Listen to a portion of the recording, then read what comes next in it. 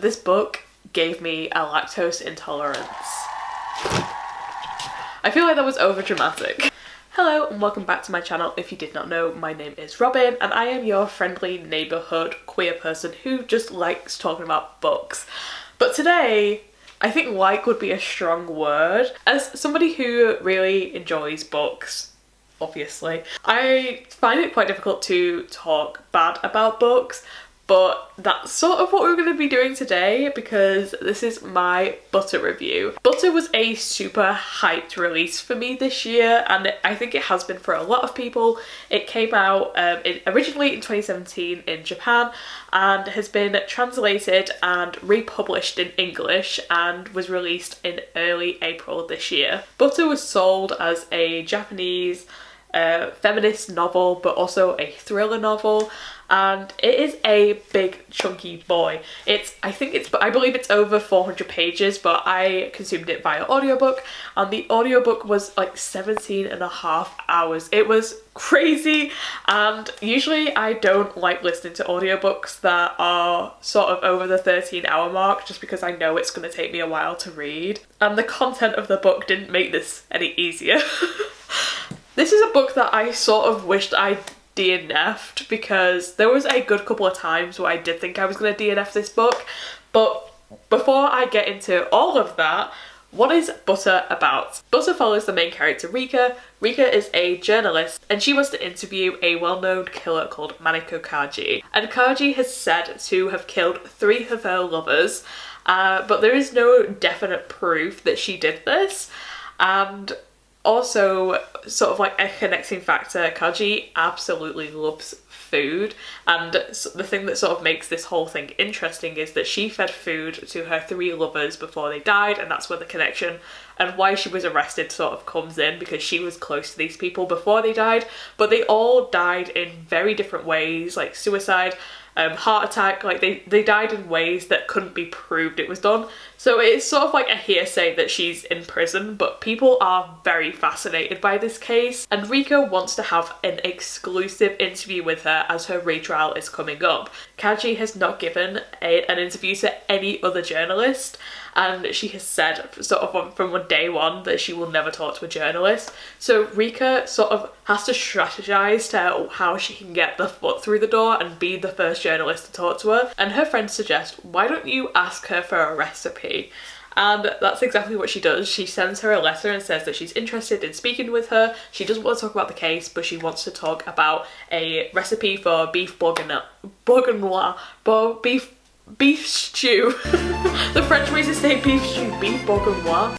That one.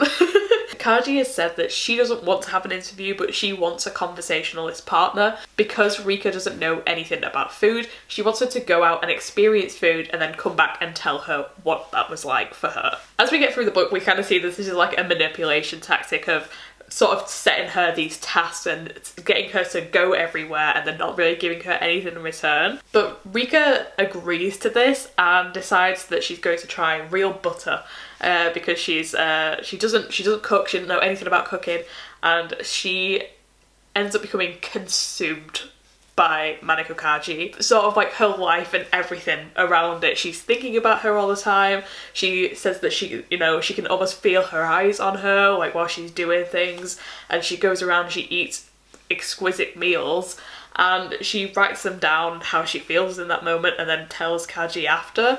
So it's a very interesting relationship that they have. And like I said, this is meant to be a feminist literature as well, and as someone who has a deep love for Japanese feminist literature, I was sort of excited for it, but this is where things start to slip around for me. It follows Rika and how she has to have a higher standard in herself compared to the men that she works with, how she has to keep herself in shape and how she has to look and how she has to dress, and how there is so much pressure on women compared to men to be liked and seen. There's a lot of fat phobia in this book because Maneko Kaji is fat. They never say how big she is, but the sort of like the whole conversation around like how she could be the killer is, well, they wouldn't date somebody that was that ugly. No one would do that. Like it's very difficult to read sometimes because there is so much fat phobia, and when Rika begins to eat all this food, she begins to like gain weight, and people around her stop respecting her as much and liking her as much because she's starting to gain weight. And I do think it's a very interesting conversation, and I think it was just towing the line for me of being well done and a bit too triggering. There were many times that I was reading this and I was sort of taking it in and knowing that it was a critique on, you know, body image and stuff like that. I gave this book a 2.5, and it seems really harsh. I did find the plot super interesting, and I, up until I would genuinely say probably like the 9 or 10 hour point, and there is sort of like an additional plot added that just feels so dense, and it doesn't feel like it belongs in the book. It feels like another idea entirely. It just drags it out for another 7 hours after that.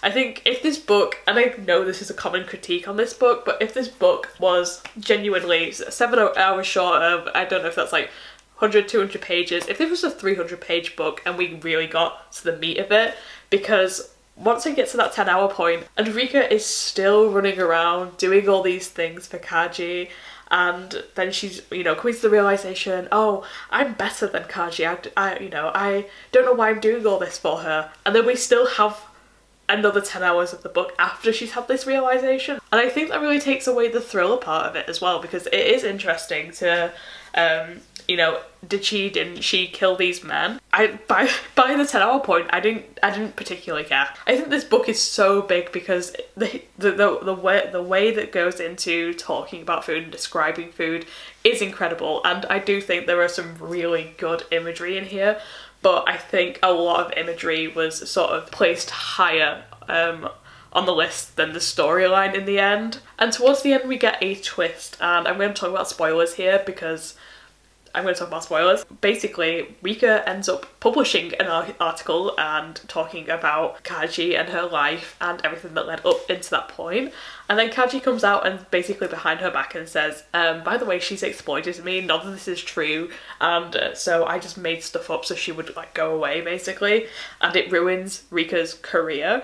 I think that would have been such an incredible move, but it happened so late in the book that I didn't really feel for anything for the characters at that point, because I'd seen them be wishy-washy. I didn't see the characters as well structured or likable people, and so when it got to the end point of the book it just felt like, yeah, of course, like of course this is gonna happen. And then on top of that, it only had a couple of pages to resolve itself, so it just didn't really, I think the pacing was way off. I think it was way too long. We'll say that this book is incredibly well written, even if the stuff in between is like downtime and I found it incredibly boring. It doesn't mean it wasn't incredibly written. And those founding bits of information, those founding storylines were incredible. I really enjoyed those, and I enjoyed the imagery so much. It's such a shame because I did have such high expectations for this, and in some ways I feel like this book met them, but in other ways I feel like I've been completely let down with with just like how, like, it all comes back to how long it was. Like, this book is incredible if it was 100, 150 less pages. And I'd also like to say, like, I'm glad that we are also, you know, going into talking more about women's struggles, and I think, you know, every sort of moment should be published about women's struggles. You know, double standards for women and aging and body shaming. I feel like it was a very surface level conversation on top of that, so it just sort of feels like a wet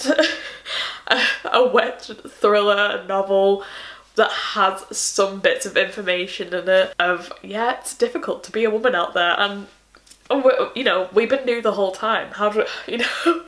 we understand. I think the thing that got me to finish this book was definitely a sunk cost fallacy of just, oh, well, I've spent this long.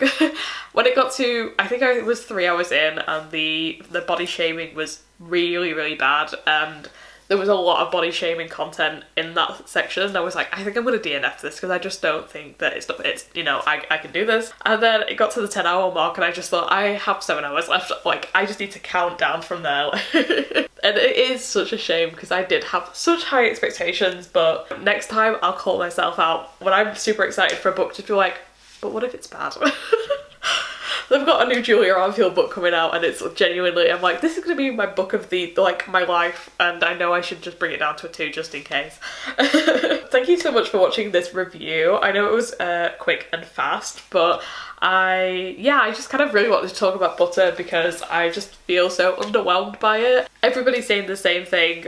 You know, obviously most Goodreads are saying the same thing, and I've seen a couple of reviews on YouTube as well, and I just wanted to bring my own perspective to it, of just thinking that the themes weren't particularly there and what it was being sold. Like, the thriller is completely lost because of how long the book is, and even the feminist literature side just feels weak in comparison to other Japanese feminist literature books I've read, or, you know, just any feminist literature books anyway. It was sort of like the Barbie movie of just like, women got it bad, and you're like, yeah. Yeah, you're right. Yeah, this one wasn't for me, unfortunately. So thank you so much for watching, and I shall see you next time. Bye.